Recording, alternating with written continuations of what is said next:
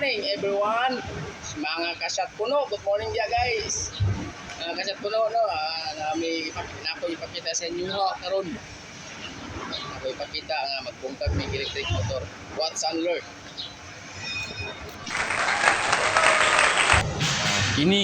Kining nga motor mga kasat puno no, amo ning i-dismantle kay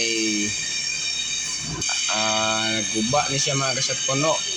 Amo sa siyang isiparit sa iyahang kising mga kasat puno no, sa iyahang connection sa iyang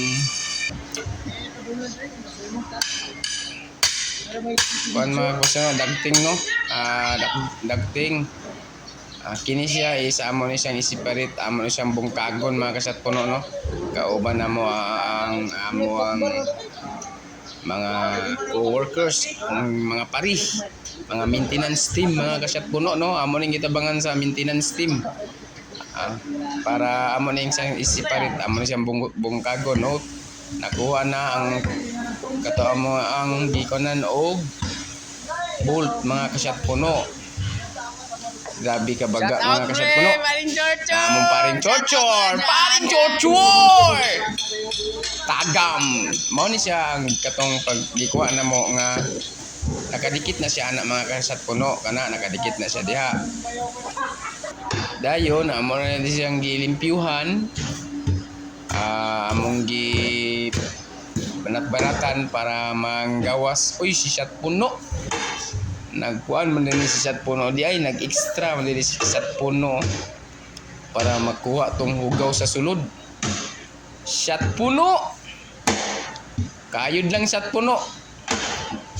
Uy, grabe sat puno. Kayod ki si sat puno mga kasat puno no. Karon is hapit naman na matanggal din na mo ang iyahang wire.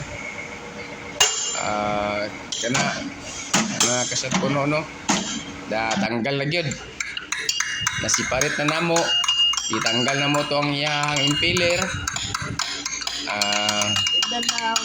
Karon mga kasat puno is among i-dismantle ang motor.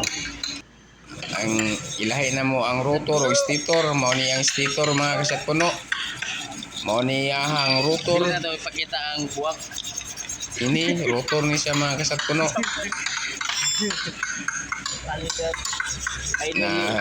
Amo ni siyang pulihan og bearing din mga kasat puno.